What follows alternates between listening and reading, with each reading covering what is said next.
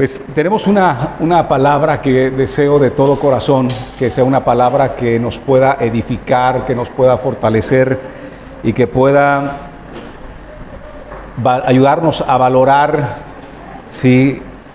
el Evangelio, que pueda ayudarnos a valorar la obra de Cristo en cada uno de nosotros.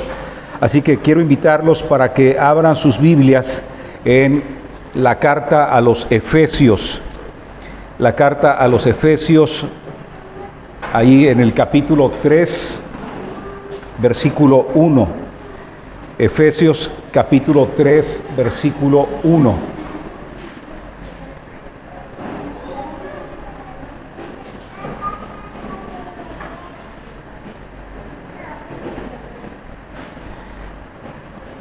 Cuando ya estés ahí, por favor, indícame diciéndome, ya, listo, lista. Ok, Efesios capítulo 3, versículo 1, y le vamos a dar lectura prácticamente hasta el verso 13, del 1 al 13. Y encontramos aquí a Pablo, que es el que está escribiendo este texto, y dice lo siguiente: por esta causa, yo, Pablo, prisionero de Cristo Jesús, por amor de ustedes, los gentiles, si en verdad han oído de la dispensación de la gracia de Dios que me fue dada para ustedes, que por revelación me fue dada a conocer el misterio, tal como antes lo escribí brevemente. Verso 4, en vista de lo cual, leyendo, podrán comprender mi discernimiento del misterio de Cristo, que en otras generaciones no se dio a conocer a los hijos de los hombres, como ahora ha sido revelado a sus santos apóstoles y profetas por el Espíritu. A saber que los gentiles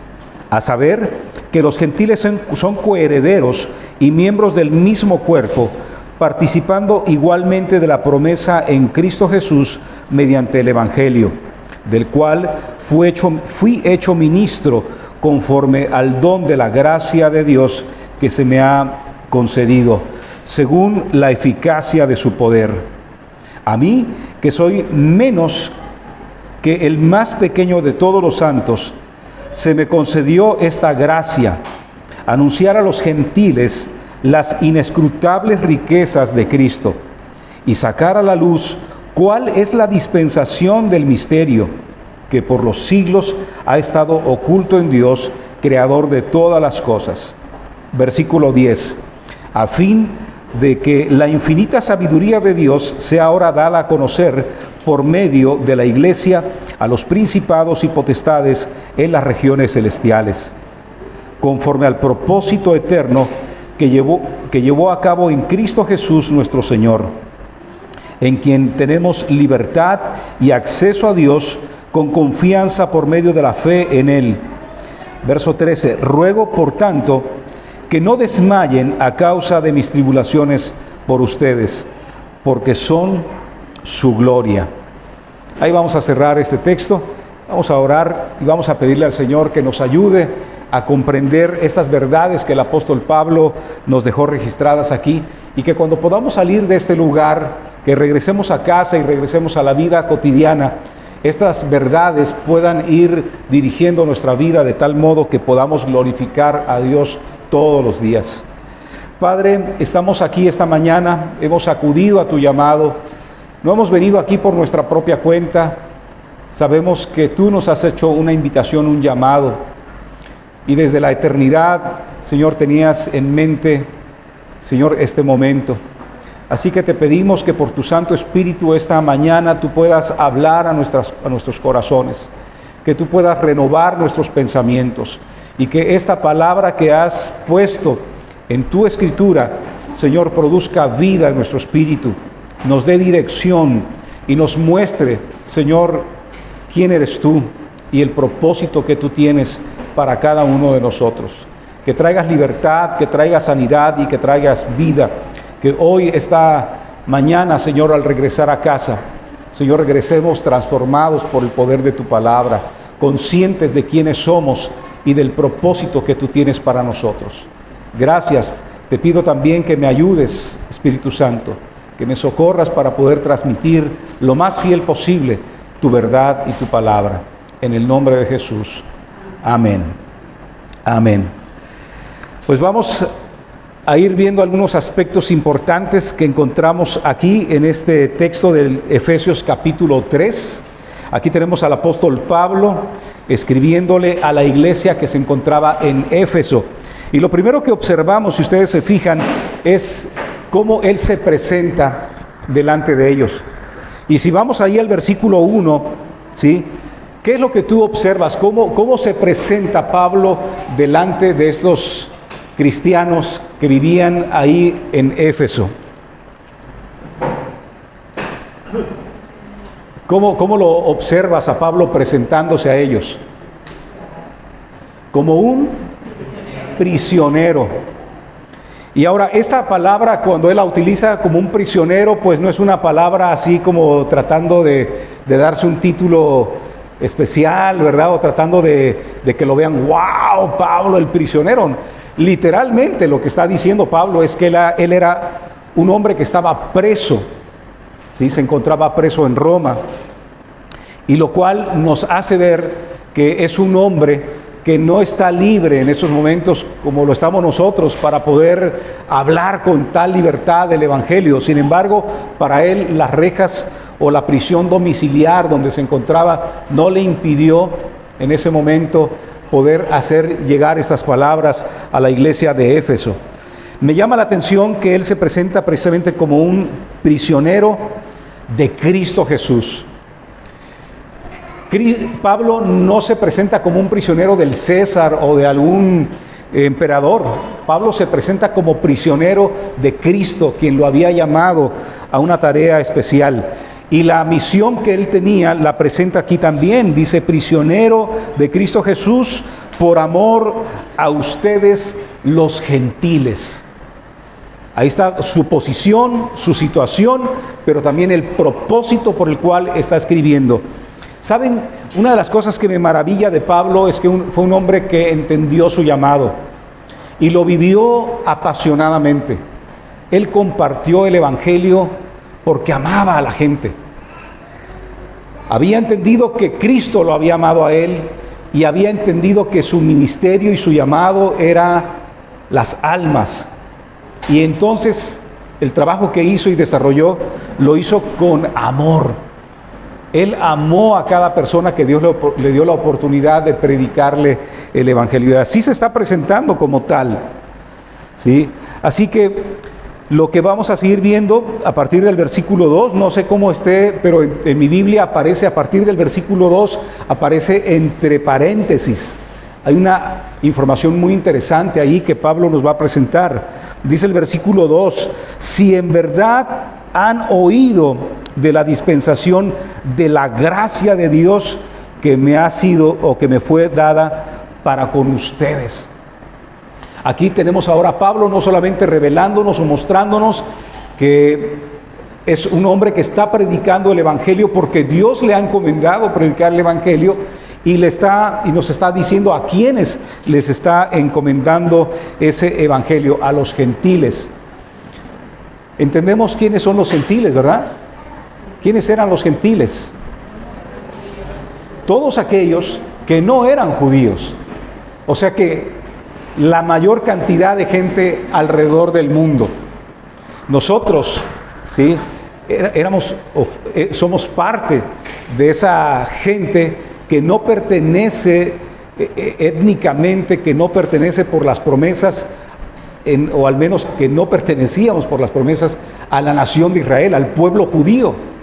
Entonces, para aquel entonces, todos aquellos que no pertenecían al pueblo de Israel eran conocidos como gentiles, o también se los conocía como paganos, aquellos hombres y mujeres idólatras que adoraban a otros dioses, que no conocían al Dios de Israel y que por lo tanto no habían sido merecedores o poseedores de las promesas que Dios le había dado al pueblo de Israel. Entonces a ellos dice Pablo que a él le fue encomendado llevar este mensaje. y comienza hablándonos de la gracia. Dice el versículo 2, si en verdad han oído de la dispensación de la gracia de Dios que me ha sido dada a ustedes. Versículo 3, que por revelación me fue dada a conocer el misterio, dice, el misterio tal como antes escribí brevemente. Y aquí es donde aparece por primera vez esta palabra misterio, ¿sí? La vamos a encontrar varias veces en este libro de Efesios, es una palabra que se repite varias veces. Por lo tanto, esta mañana yo le he colocado a este tema, para quienes están tomando apuntes, el título que le he colocado es Misterio Revelado. Misterio Revelado. Porque lo que vamos a ver es que Pablo nos va a dar luz, nos va a revelar este misterio del cual él nos habla, un misterio que a él Dios dice que se lo reveló, y no solamente a él, sino a los apóstoles, ¿sí? A los profetas, menciona ahí, de este tiempo, a quienes Dios les concedió entender esta gracia, y a quienes Dios les dio la tarea de ir y llevar este mensaje, la revelación de este misterio. Este misterio, o esta palabra misterio aquí, tendríamos que entenderla de una manera muy sencilla. Es algo que simple y sencillamente estaba oculto, o algo que va más allá del entendimiento humano. No era algo, ¿verdad?, así siniestro, o algo misterioso, así que solamente unos cuantos lo podrían entender o comprender. Simple y sencillamente era algo que Dios, en su gracia también, en su misericordia y en su infinita sabiduría, decidió revelarlo para este momento. Por eso es que Pablo nos empieza a decir esto. ¿Y qué es lo que Dios le reveló a él? ¿Y qué es lo que él Dios a través de él nos está revelando a nosotros? Lo vamos a ver en los siguientes versículos. Versículo 4 dice: en vista de lo cual, leyendo podrán comprender mi discernimiento del misterio de Cristo.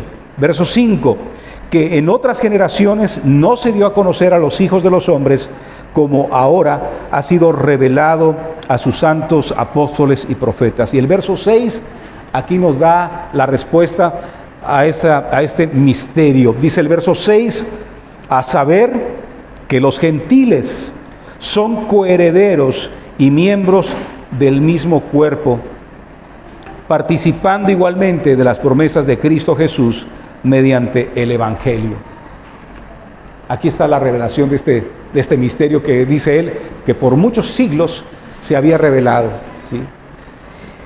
Y es que el hecho de que los gentiles, estas personas que no pertenecían al pueblo de Israel, a la nación de Israel, dice, ahora también son partícipes del Evangelio.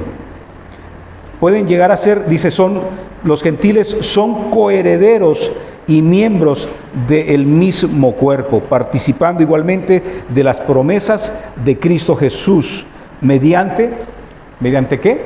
Mediante el Evangelio. Esto fue relevante para ellos y tiene que ser relevante para nosotros el día de hoy, porque nosotros éramos parte de esa comunidad, de esa población, de esa parte del mundo que no éramos judíos, ¿verdad? Que no éramos parte de la nación de Israel y que estábamos ya en nuestro caso alejadísimos, como lo vamos a ver, de esa comunidad de fe. Vivíamos adorando a otros dioses, vivíamos ignorantes de la gracia de Dios. Entonces yo quiero que podamos ver en estos textos que vamos a estar desarrollando tres cosas que Pablo viene precisamente a mostrarnos con esta revelación de ese misterio. En primer lugar, lo que vamos a observar es que los gentiles, o quienes no somos del pueblo de Israel, quienes no somos judíos, podemos participar de la gracia de Dios. Somos partícipes de la gracia de Dios, en primer lugar. En segundo lugar, que también los gentiles, pues somos partícipes o llegamos a ser parte del pueblo de Dios. Y en tercer y último lugar, que los gentiles también somos herederos por la obra de Cristo de las promesas que Dios le había dado a Israel. ¿Sí? Somos también herederos de esas promesas. En primer lugar, somos partícipes de la gracia de Dios. En segundo lugar, somos parte del pueblo de Dios. Y en tercer lugar, somos herederos de esas promesas.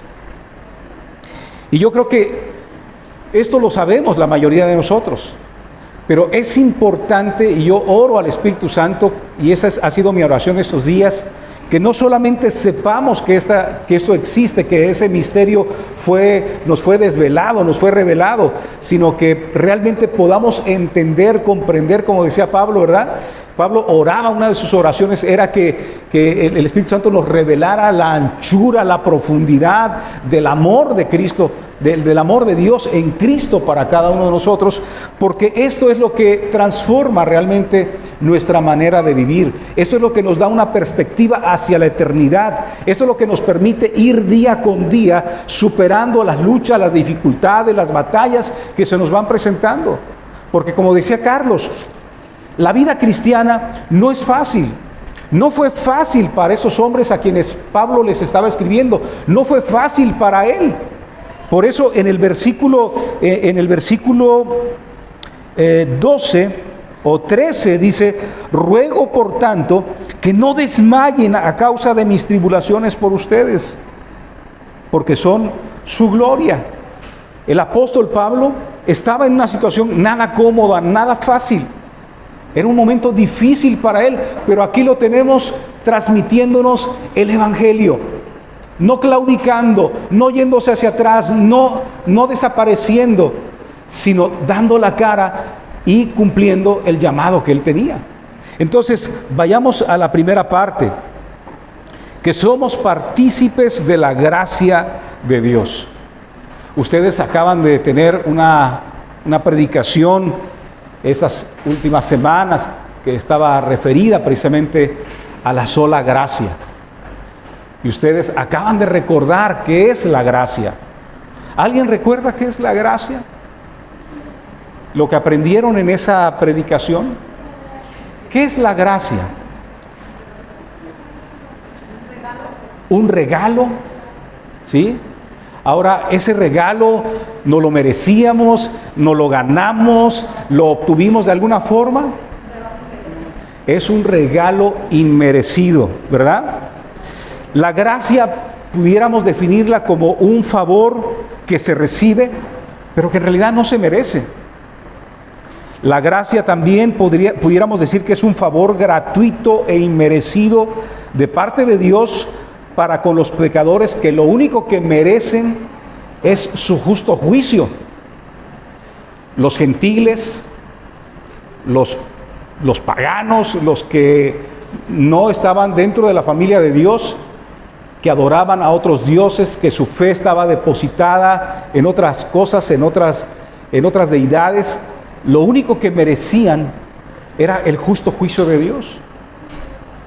Pero fíjese bien, Él, en vez de otorgar el justo juicio, lo que hizo fue a través de los siglos, porque si bien es cierto que aquí se abre la era de la gracia, desde que el hombre pecó, la gracia de Dios se ha venido desarrollando por todas las generaciones.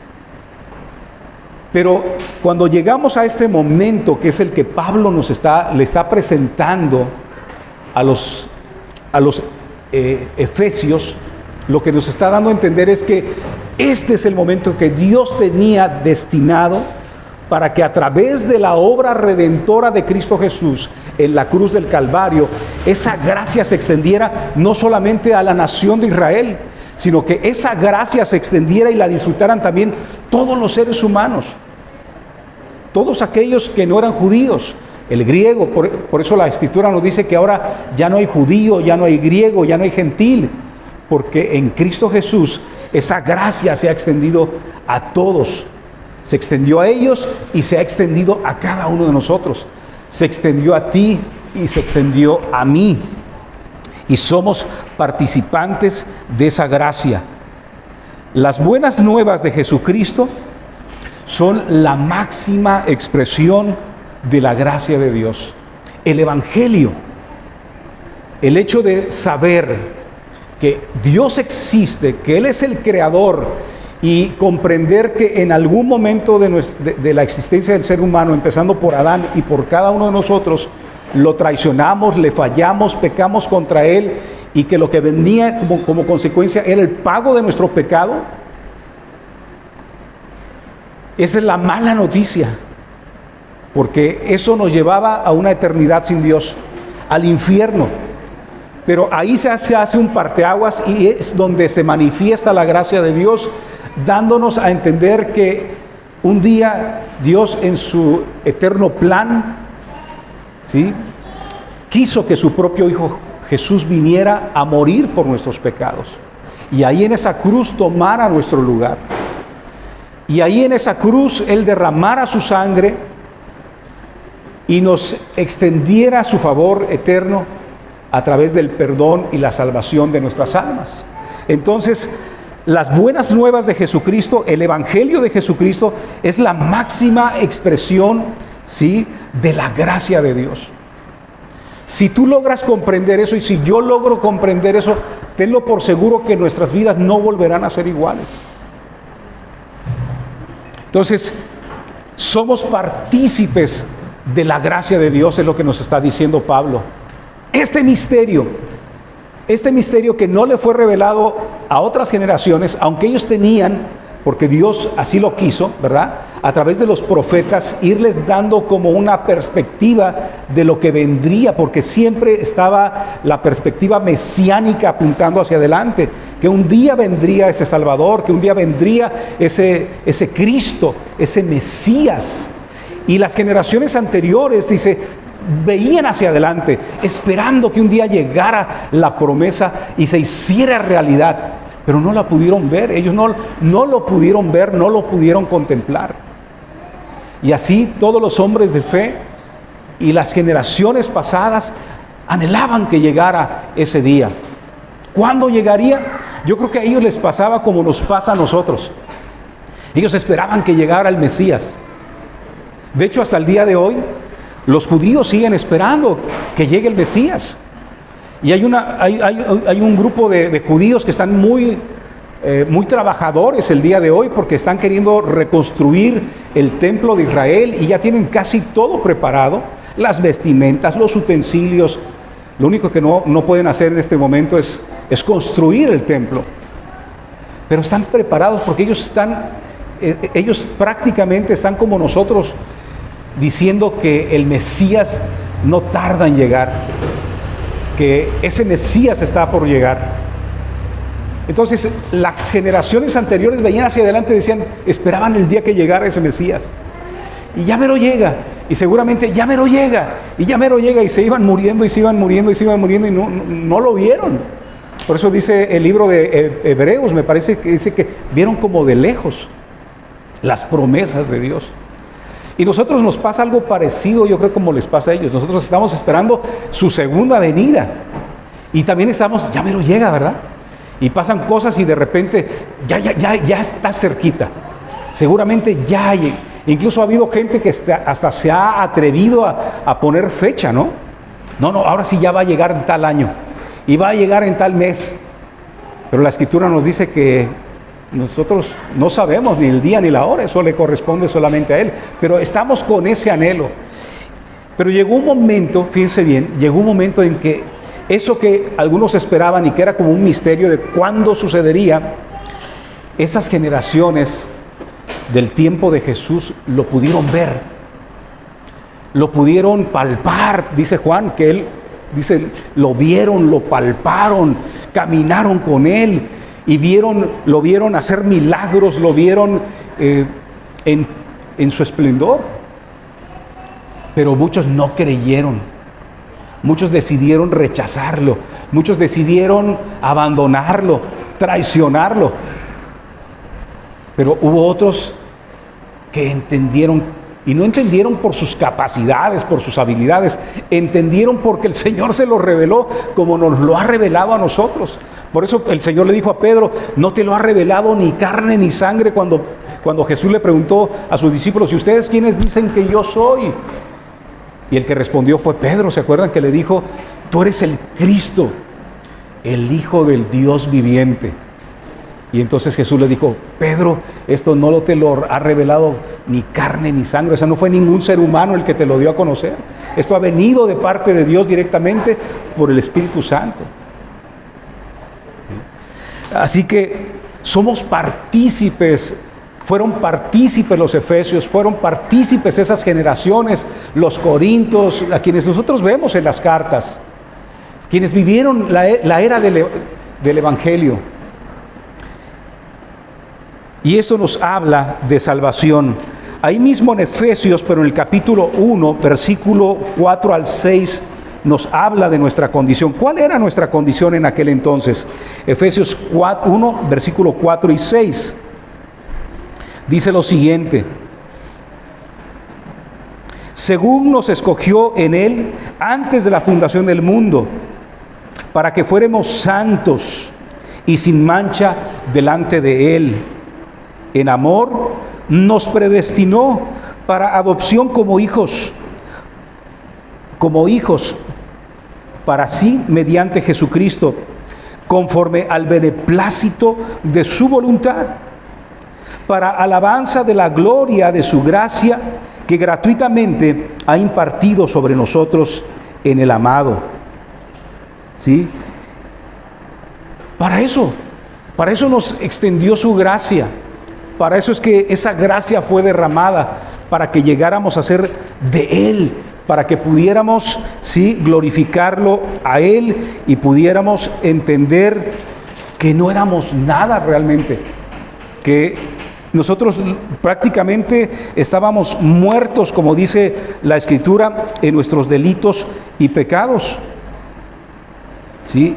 Dice en el capítulo 2, ahí mismo en el libro de Efesios, capítulo 2, y Él les dio vida a ustedes cuando estaban muertos en sus delitos y pecados, en los cuales anduvieron en otro tiempo, según la corriente de este mundo, conforme al príncipe de la potestad del aire, el espíritu que ahora opera en los hijos de desobediencia. Verso 3. Entre los cuales también todos nosotros en otro tiempo vivíamos en las pasiones de nuestra carne, satisfaciendo los deseos de la naturaleza y de la mente. Y éramos por naturaleza, ¿cómo dice ahí tu Biblia? Y éramos por naturaleza hijos de ira, lo mismo que los demás. Entonces, cuando leemos esto, cuando yo leo esto, mis hermanos, lo único que me puedo dar cuenta es que esa gracia, ese regalo de salvación que Dios me otorgó, no me lo otorgó porque yo haya tenido ciertas características, ciertas cualidades, o porque yo haya destacado más que otras personas. Yo era un hijo de ira. Aquí lo dice todavía, pues suena bien, hijo de ira, ¿verdad? Así, porque suena más feo, hijo del diablo, ¿no? Pero hay otra parte en la Escritura que nos dice que éramos por naturaleza hijos del diablo. Entonces cuando yo escucho lo que Pablo me está diciendo, pues yo trato de regresar a ese tiempo cuando él se lo estaba diciendo a los efesios y les estaba diciendo, miren, efesios, pues ustedes no recibieron esta gracia, no recibieron este regalo, el evangelio no llegó a ustedes porque ustedes eran los mejores, ¿verdad? Los mejores ciudadanos de Éfeso, o porque ustedes eran los mejores ciudadanos del Asia. Llegó a ustedes porque ustedes eran hijos de ira, eran hijos del diablo, estaban yéndose a la perdición, y Dios lo que tuvo es misericordia de ustedes. Y en esa gracia, ¿sí?, les otorgó el perdón y la salvación a través de la respuesta que ustedes tuvieron al evangelio. Así que somos quienes hemos respondido al evangelio por la gracia de Él, porque tampoco yo en algún momento creí que yo había respondido al evangelio, porque una vez que me doy cuenta que no tenía cualidades, no había nada especial, bueno, la otra opción que me quedaba era pensar, bueno, dentro de la lógica, pues mi mente, ¿verdad? Mi chirimoya me dio, aunque sea para decir, sí quiero aceptar a Cristo. Pero déjeme decirle que ahora entiendo que ni siquiera eso fue una facultad mía, cognitiva, ¿verdad? De mi razonamiento. Aún en eso, la gracia de Dios participó, porque lo primero que tuvo que haber pasado es que Dios en su gracia me despertara y me abriera los ojos para darme cuenta de que estaba muerto y que la única manera de poder, sí, tener vida era siendo regenerado por la obra redentora de Cristo Jesús. Y de eso se trata cuando hablamos de esta gracia, que tú y yo no hicimos absolutamente nada para merecer la salvación, y no hicimos absolutamente nada tampoco para ser salvos. Todo es obra de Dios. Por eso, una de las olas es Soli Deo Gloria. O sea, a Dios sea la gloria por esto y todas las cosas, porque Él es el causante único de nuestra salvación. No hay mérito ninguno en nosotros. Ahora, una vez que somos regenerados por la obra de Cristo, que somos salvados por la gracia de Cristo y la misericordia del Señor, pues viene esto otro que nos revela Pablo, ¿verdad?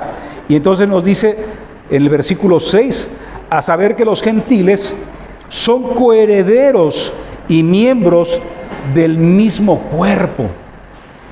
¿Son qué? Coherederos, ¿sí? Coherederos y miembros del mismo cuerpo. Esto que nosotros hoy conocemos como la iglesia, o el pueblo de Dios, o la familia de Dios, como le llamamos, o como lo vemos en las Escrituras. Una vez que disfrutamos de su gracia, somos injertados, dice la Escritura, o así nos lo presenta Pablo, ¿sí? Nos dice que somos injertados en el olivo. Nosotros éramos como un olivo silvestre, pero cuando Dios tuvo esa misericordia y nos favoreció, entonces dice que nos injertó en el olivo real. Y entonces nos hace coherederos de su gracia, de sus promesas, ¿sí? Igual que los judíos. En las últimas décadas se ha despertado un movimiento que lo conocemos como el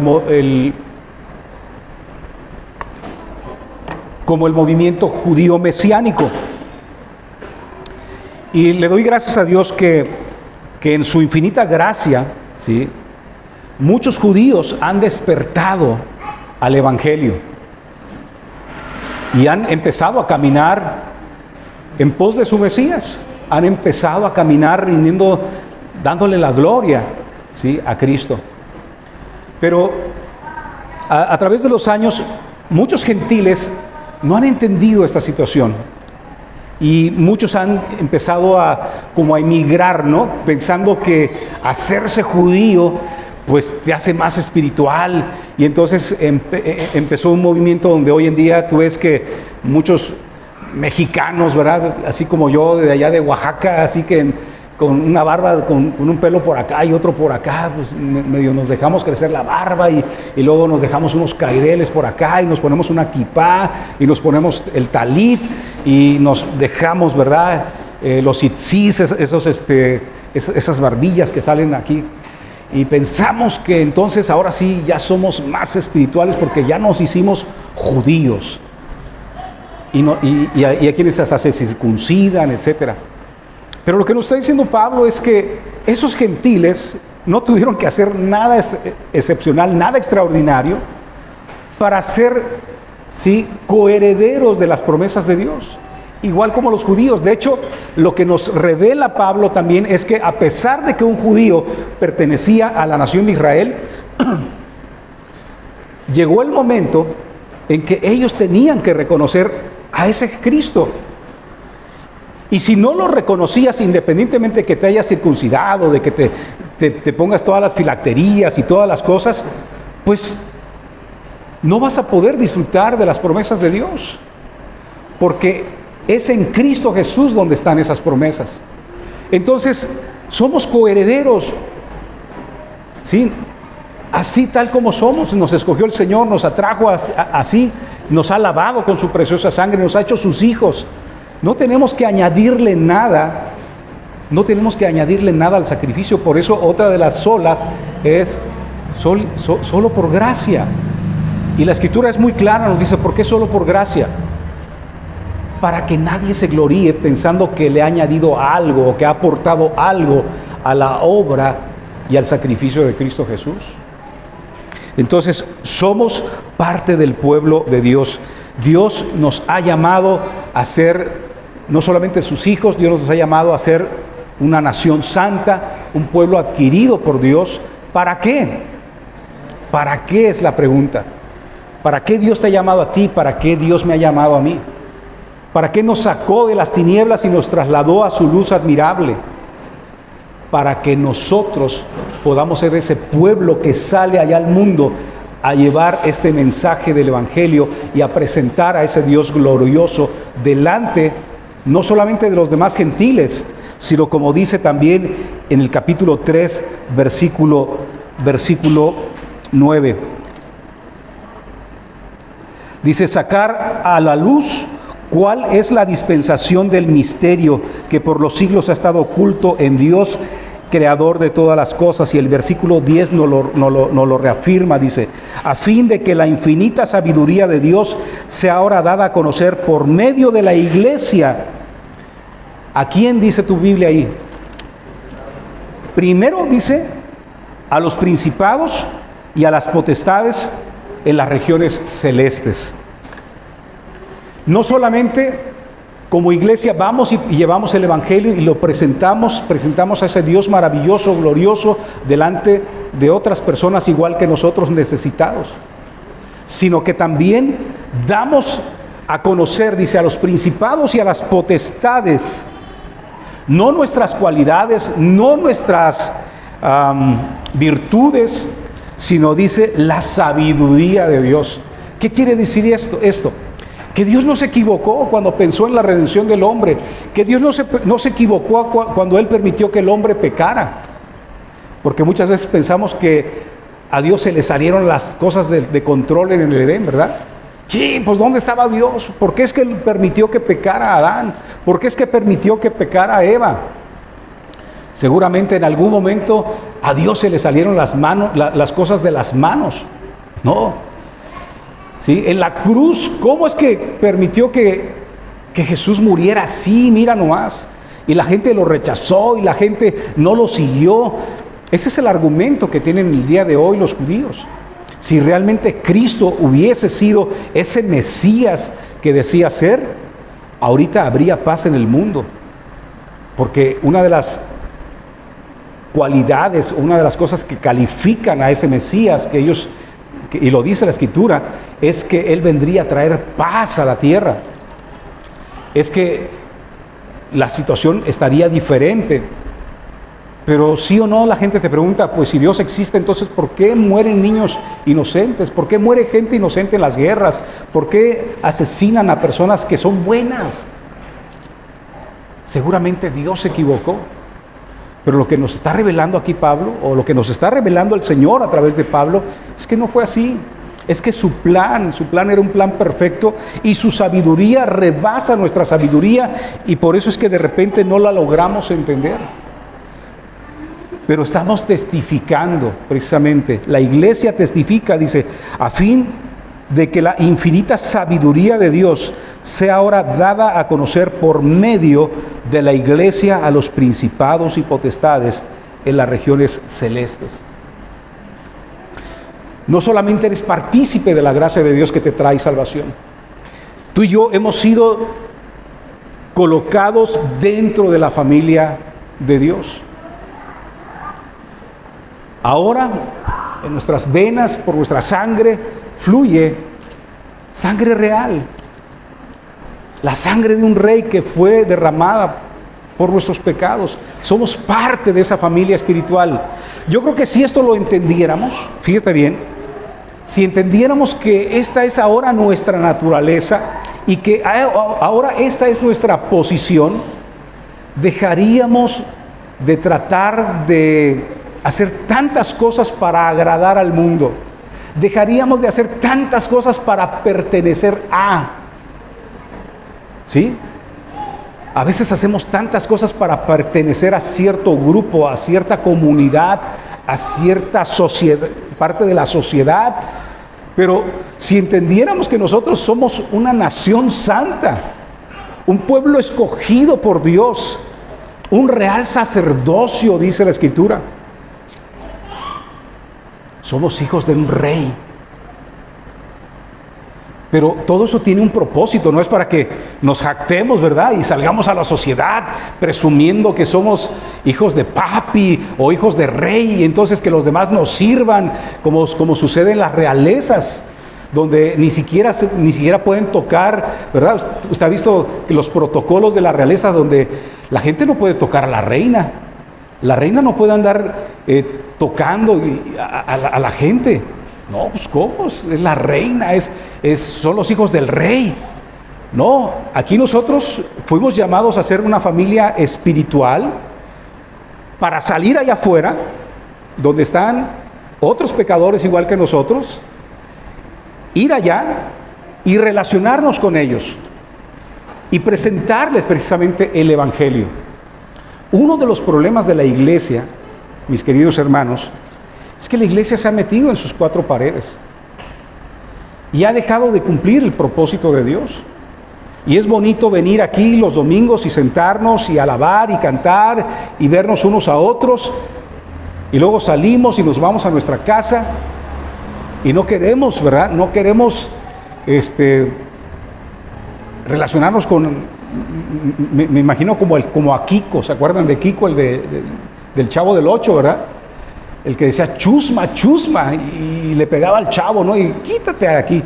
Así como que si salimos allá nos vamos a contaminar, y si nos relacionamos con la gente, entonces algo se nos va a pegar mal. Entonces, no, nada más nosotros aquí, chusma, chusma, allá, ¿verdad? No, ¿saben qué? Fuimos llamados para salir y llevar ese mensaje de salvación y presentárselo a toda criatura. Lo que no nos permite el Señor es que, dice, estamos en el mundo, pero ya no somos del mundo. Esa sí es una realidad. Nosotros estamos aquí para influir a ellos, no para que ellos nos influyan a nosotros. ¿Y cómo se logra esto? Cuando tú entiendes quién eres en Cristo Jesús, cuando tú entiendes lo que Cristo ha hecho por ti, entonces tú vas con esa dignidad hacia allá afuera para compartir la gracia de Dios, entendiendo que eres tú quien tienes que influir y no ser influido de parte de ellos, ¿verdad? Entonces, Pablo nos está mostrando esto. No solamente eres partícipe de la gracia de Dios, también eres parte de ese pueblo de Dios. Representemos bien a nuestro Rey. Vayamos allá afuera y llevémosle el mensaje del Evangelio, de la salvación de Cristo a nuestros paisanos, que también son gentiles, ¿verdad? Y mostrémosle la gracia de Dios a ellos. Vivamos la vida que le corresponde a la iglesia. Esa es parte de la vida que le corresponde a la iglesia. Y Pablo lo entendió bien, y fue un hombre que sufrió por llevar el Evangelio. Fue un hombre que estuvo encarcelado por llevar el Evangelio. La razón por la que está encarcelado no es porque se robó algo. La razón por la que está encarcelado no es porque extorsionó a alguien. La razón por la que está encarcelado no es porque andaba de revoltoso. La razón por la que está encarcelado es porque estaba predicando el Evangelio de Jesucristo, y específicamente dice a los gentiles. Aunque siempre por costumbre tenía él llegar primero ¿a dónde? A las sinagogas y predicarle a los de su nación. Y tenía una carga tremenda Pablo por los de su nación, pero él sabía que él había sido llamado a predicar a los gentiles. Así que esa es la segunda cosa que yo quisiera que pudiéramos llevarnos esta mañana a casa. Somos una iglesia, y como iglesia tenemos una tarea. La tarea es seguir predicando el Evangelio a toda criatura, ¿sí? Hasta donde nos sea posible. La tercera cosa que observamos aquí de lo que nos está mostrando el apóstol Pablo es que somos herederos de las promesas de Dios. Somos herederos de las promesas de Dios. ¿Y eso qué significa? Miren, hay tantas promesas que encontramos en la Escritura que también de repente, si nosotros nos hiciéramos conscientes de esa realidad, de esas promesas, que algunas ya las vivimos y algunas las vamos a disfrutar en el tiempo futuro, pues se nos quitarían las ganas de andar tratando de agradar aquí también al mundo, de andar obteniendo las migajas que a veces el mundo nos quiere entregar. Si vamos al capítulo 1, volvemos a recordar que parte de esa herencia que tenemos de parte de Dios, porque aquí hay un trabajo del Dios Trino. El Padre, por ejemplo, nos dice Pablo y nos lo revela. El Padre dice en el versículo 4, el Padre nos escogió. El Padre fue el que te escogió. Antes, dice, de la fundación del mundo. ¿Y para qué te escogió? Dice ahí. Para que tú seas santo, sin mancha delante de Él. Esa es parte de esa promesa, de la herencia de Dios. Pero no solamente dice te escogió, dice en el versículo 5, dice que también te predestinó. ¿Para qué? Para ser adoptado, adoptada, hija de Dios o hijo de Dios. Esta era parte de tu promesa. Si tú ya eres creyente, si tú ya eres cristiano, esto ya lo eres. Esa promesa, esa herencia ya la tienes. ¿Sí? Pero también, fíjate bien, ahora eso lo hizo el Padre. El trabajo que hizo el Hijo en esa tarea, la vemos en el versículo 7, dice en el versículo 7, en Él, hablando de Cristo, dice, tenemos redención mediante su sangre, el perdón de nuestros pecados, según las riquezas de su gracia. Tu herencia de salvación ya la tienes, ya está contigo.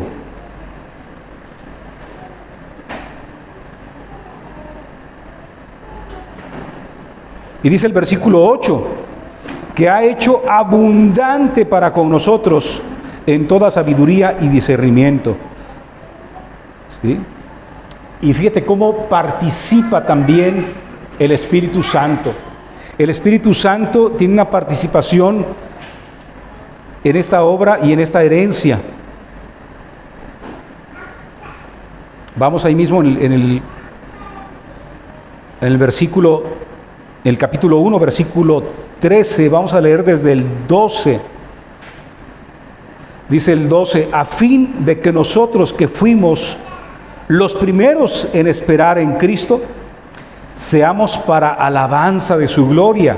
Versículo 13, en Él también ustedes, después de escuchar el mensaje de la verdad, el evangelio de la salvación, y habiendo creído, ¿qué sucedió una vez que tú creíste? Fuimos sellados, dice, fueron sellados en Él. ¿Con qué? Con el Espíritu Santo. El Espíritu Santo de la promesa, que nos es dado como garantía de nuestra herencia, con miras a la redención de la posesión adquirida de Dios para alabanza de su gloria. Estas cosas eran tu herencia y ya las estás disfrutando. Ahora sí que las estás disfrutando en vida. Ya están contigo. Ahora, hay cosas que nos falta por obtener. Por ejemplo, el hecho de poder ver realmente la gloria, ¿verdad?, del Señor. Y eso será cuando partamos para allá.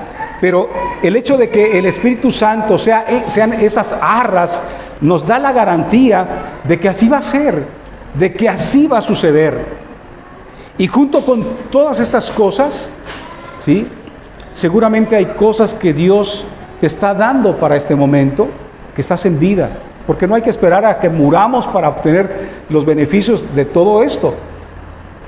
Ahora, Él las administra conforme Él quiere. Y esto es importante entenderlo porque de repente nos pasa que estamos aquí en vida y de repente pensamos y decimos, ¿y dónde está la herencia, verdad? Pues ¿cuál herencia si me está yendo de la patada? ¿Cuál herencia si a veces no tengo ni para darle comer a mis chamacos? ¿Cuál herencia si mira cómo me siento de adolorido, cómo me siento de afligido, cómo me siento de esto y el otro?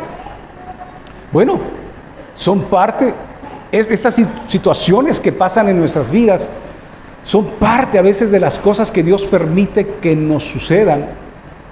Y muchas de esas cosas tienen que ver porque Dios también prueba nuestro corazón. Como dice cuando Dios sacó a Israel al desierto. Dice que Dios sacó al desierto con un propósito. ¿Se acuerdan cuál era ese propósito? Para probar su corazón, para saber si realmente le eran leales, si realmente le eran fieles. Y esto a veces prueba también el corazón del creyente, porque muchas veces la gente viene a los pies de Cristo o viene a la iglesia pensando que solamente quiere recibir el beneficio o los beneficios.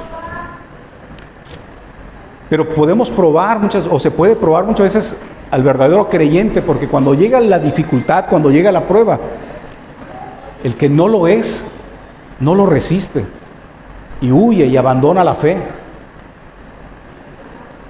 Muchas veces aún el verdadero cristiano se achicopala, nos achicopalamos. Y a veces también, muchas veces nos queremos emprender la huida. Pero es la gracia de Dios que nos salvó, la misma gracia de Dios que nos sostiene. Y a veces cuando estamos ya ahí pisando, ¿sí? Cuando estamos con el rostro en el suelo pensando que ya esto no funciona, es esa misma gracia la que nos sostiene y nos levanta y nos hace ver que no es en nuestras fuerzas, no es en nuestras capacidades, no es en nuestras habilidades, que así como el Señor nos levantó de la miseria y del pecado, así también nos está levantando de nuestras luchas, de nuestras dificultades. Así que nuestra herencia es valiosa. No la vendamos por un plato de lentejas. ¿Sí? Vamos a Primera de Pedro, capítulo 1, versículo 4 al 6, y vamos a ir cerrando ya. Primera de Pedro,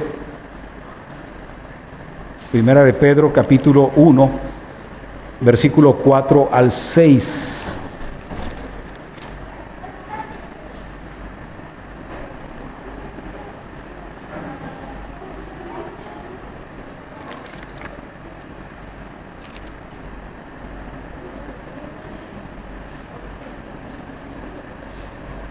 ¿Están listos? Vamos a leer desde el versículo 3, Primera de Pedro, capítulo 1, versículo 3. Dice: bendito sea el Dios y Padre de nuestro Señor Jesucristo, quien según su gran misericordia nos ha hecho nacer de nuevo a una esperanza, ¿qué dice tu Biblia? A una esperanza viva, mediante la resurrección de Jesucristo de entre los muertos. Verso 4, para obtener una herencia. ¿Qué clase de herencia es la que Dios te ha dado a ti? ¿Qué clase de herencia es la que Dios me ha dado a mí? ¿Cómo dice tu Biblia? Para obtener una herencia incorruptible, inmaculada y que no se marchita, reservada en los cielos para ustedes. Ese es el tipo de herencia que Dios nos ha dejado a los que hemos sido salvados y lavados por su sangre. Una herencia que no se va a marchitar aquí en la tierra. Una herencia que nadie va a venir y te la va a robar. Una herencia de la cual no vamos a andar peleándonos, ¿verdad? Es interesante cuando suceden cuando se dejan herencias en algunos casos. Los hermanos acaban agarrándose del chongo, ¿verdad? Ahí peleándose por el pedacito de terreno, peleándose por los cheques, peleándose por los billetes. O simple y sencillamente a veces la herencia ni la saben administrar, no la saben valorar y terminan perdiéndola. Pero este tipo de herencia, dice, esa herencia espiritual no se va a marchitar. Esa herencia nadie te la va a quitar, dice, está garantizada. Por eso el Espíritu Santo fue ese vivo testimonio que tenemos de que vas a llegar al cielo, de que verás un día cara a cara a Dios. Y como dice la Escritura, que cuando estemos allá, Allá ya no habrá dolencias, allá ya no habrá dificultades, allá ya no nos andaremos queriendo pelear, ¿verdad?, entre nosotros, porque estaremos delante del Dios Todopoderoso, nuestro Creador, nuestro Hacedor, nuestro Redentor. Así que, hermanos, necesitamos entender este misterio que ya nos ha sido revelado, que ya nos ha sido aclarado, ¿sí? Así que si en otro tiempo estuviste separada de Dios por tu pecado, hoy por su gracia y al poner tu mirada en Cristo, entiende que también eres parte del pueblo de Dios, que eres familia de Dios y que puedes disfrutar de los beneficios que Él ha obtenido en la cruz del Calvario. Y me gustaría pues dejar el Evangelio, porque el Evangelio lo encontramos aquí prácticamente en la carta a los Efesios. Muchas veces pensamos que el Evangelio está solamente en los Evangelios, ¿verdad? Mateo, Marcos, Lucas y Juan. No, lo encontramos aquí prácticamente. Y yo quisiera presentar precisamente esas verdades. Si tú estás esta mañana aquí, a lo mejor has estado viniendo, o a lo mejor eres parte de una familia de creyentes, pero tú te das cuenta esta mañana, ¿sí?, de que tu vida todavía no corresponde a la verdad del Evangelio.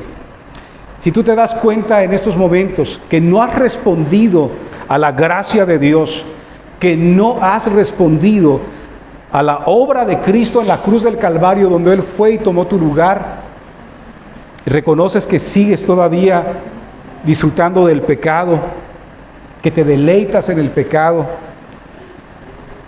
esta mañana el Señor está extendiendo su favor para contigo, su gracia y su misericordia, y te dice: arrepiéntete. Y te dice esta mañana: vuélvete de tu pecado, arrepiéntete y pon tu mirada en Cristo Jesús, ahí en la cruz del Calvario. Pídele perdón, ¿sí? Si estás alejado de Dios por tu pecado, hoy tienes la oportunidad de disfrutar de ese perdón por medio de su gracia y de la obra reconciliadora de Cristo Jesús. Si tú estás en esa condición, yo te recomiendo que el día de hoy, en algún momento de este día, ¿sí?, tomes un espacio para reflexionar en lo que Pablo nos ha presentado y en lo que el Evangelio nos presenta, y tomes un tiempo para ahí a solas le puedas decir al Señor: Señor, yo reconozco hoy, como dice el libro, la carta a los Efesios, que estoy muerto en mis delitos y en mis pecados, Señor. Que mi vida te ofende, que mi vida, así como la estoy viviendo, no te agrada, y lo único que me muestra es que voy directo al infierno. Pero hoy, Señor, me arrepiento, te pido perdón y volteo a la cruz, ahí donde tu Hijo entregó su vida por mí y derramó su sangre. Creo que tú eres el Cristo, mi única esperanza, mi único Redentor.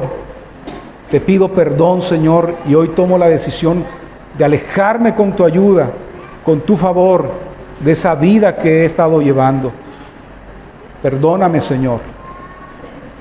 Puedes buscar un espacio, y si te queda alguna duda de cómo hacerlo, yo te invito para que busques al liderazgo de esta iglesia y te acerques y les preguntes cómo puedes caminar en los caminos de la fe.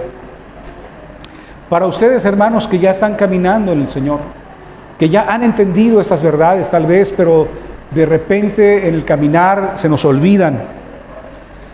Para ti que ya has sido perdonado o perdonada, es importante que entiendas que Dios te ha acercado a Él por su gracia, solamente por su gracia, y a través de la muerte de su Hijo Jesús en la cruz.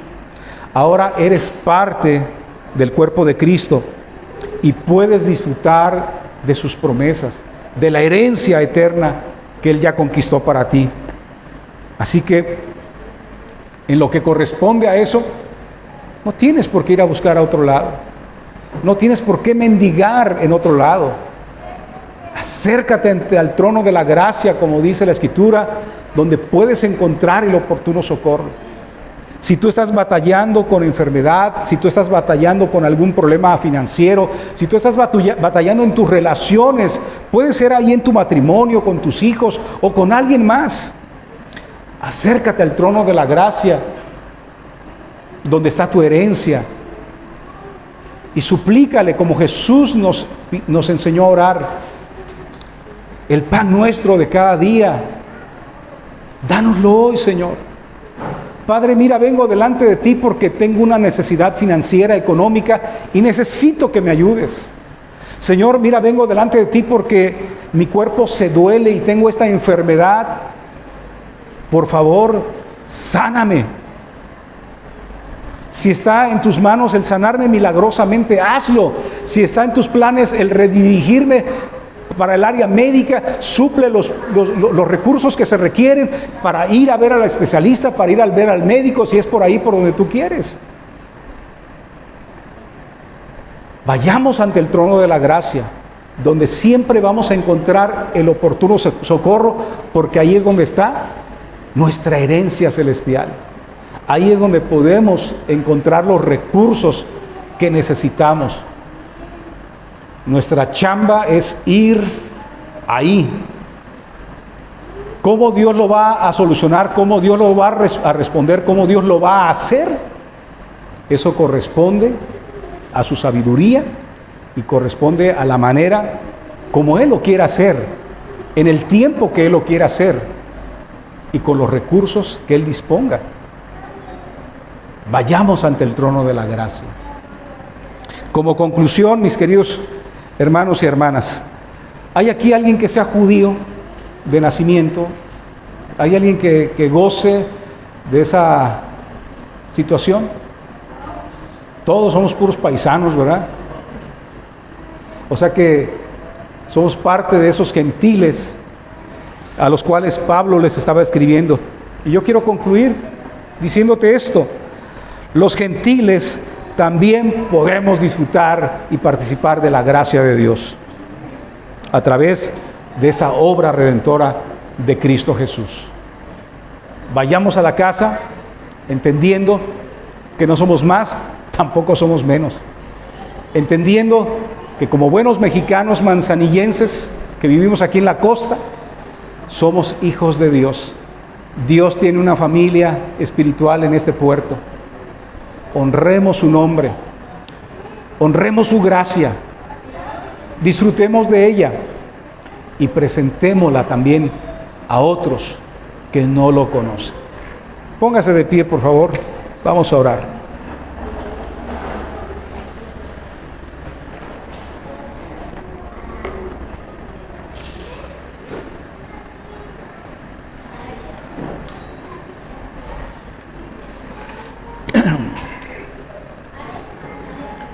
Padre Santo, muchísimas gracias por abrir nuestros ojos el día de hoy. Muchas gracias por recordarnos a través de esta carta a los Efesios quién eres tú, quiénes somos nosotros ahora en Cristo Jesús. Gracias por recordarnos que no es por nuestros méritos, no es por nuestras facultades humanas, no es por nuestras habilidades. Simple y sencillamente tu bendita gracia la que nos ha alcanzado. Te damos la gloria y la alabanza porque tú te la mereces. Porque solamente a ti te podemos dar el crédito de nuestra redención. Porque solamente a ti te podemos dar el crédito de nuestra santificación en este momento que estamos viviendo. Te pedimos que nos sigas llevando de triunfo en triunfo y de gloria en gloria, Señor, para honra y gloria tuya. Prepara, Señor, nuestros labios para que así como Pablo podamos salir esta semana y llevarle este bendito evangelio a nuestra familia, a nuestros amigos en el trabajo, a nuestros compañeros o vecinos, sin importar, Señor, que pudieran venir circunstancias adversas por ello. sin importar, Señor, que tal vez nos puedan tachar de religiosos, sin importar, Señor, de que tal vez nos puedan incluso rechazar o tal vez incluso hasta pedirnos que ya no les hablemos. Quita de nosotros todo temor, quita de nosotros toda tibieza. Danos ese denuedo que hubo en esos hombres como Pablo, como Pedro, Señor, como todos ellos que estuvieron incluso dispuestos a dar su vida por la predicación del Evangelio, por presentar a Cristo y a este crucificado, Señor. También oro, Padre Santo, que quienes hayan venido aquí con alguna necesidad en particular, como las que ya hemos mencionado, tengas misericordia de ellos, Señor, de tus hijos, porque son tus hijos, son tus herederos, Señor, son tus herederas, tus hijas. Y ahí en su necesidad te pido que escuche su clamor, escuche su lamento, escuche, Señor mi Dios, su necesidad. Y conforme a tu propósito, conforme a tu gracia, tú les concedas una respuesta. Que quien ha venido, Señor, desanimado, que quien ha venido tal vez con el interés incluso tal vez ya de ser esta su última reunión, hoy regrese a casa consciente de que tú la has lavado, tú la has limpiado, la has perdonado, la has hecho un hijo tuyo, una hija tuya, Señor, que a tus ojos tiene valor, Señor, que a tus ojos, Señor, es heredero de tu reino. Y regrese a casa con el gozo, Señor, con el gozo en su corazón, con gozo en su corazón, con esperanza, con certeza, Señor, de que no está solo, que no está sola, que tú estás con ella, con él, como prometiste, Señor, todos los días de su vida hasta el fin del mundo. Y oro también por la iglesia, esta iglesia local, esta iglesia que tú has plantado, Señor, aquí en esta costa, en este puerto, en este estado. Una iglesia que tú deseas que sea luz, que sea sal de esta tierra. Oro por la unidad, Señor, de sus miembros. Oro que reconozcan que cada uno de ellos son miembros de Cristo, que tú eres la cabeza, Señor, y que el cuerpo tiene que ir coordinado, trabajando de acuerdo a tu voluntad, a tu propósito. Te pido también que traigas sanidad si en algún momento ha habido roces, si en algún momento ha habido fricción, si en algún momento, Señor, como iglesia, Señor, han padecido alguna situación que los ha distanciado. Oro que los unas y los fortalezcas y los uses y los bendigas, Señor, y que los conviertas en un faro que ilumine toda esta costa, Señor, y más allá si es tu propósito. Señor, esta mañana yo bendigo la vida de mi hermano Fabián y oro, Señor, que tú sigas sanando su vista, Señor, que sigas fortaleciendo su espíritu, que sigas proveyendo, Señor, a las necesidades de su hogar y de su familia, la vida de su esposa y de sus hijos. Oro que le des dirección, Señor. Oro que tú lo fortalezcas y que le sigas dando sabiduría para seguir guiando, Señor, esta comunidad de fe y los planes que tú tengas para su vida también, Señor, tú puedas mostrarlos. Gracias, Padre, te damos esta mañana, te honramos y te bendecimos. A ti la gloria, Señor, por los siglos de los siglos. Amén y amén.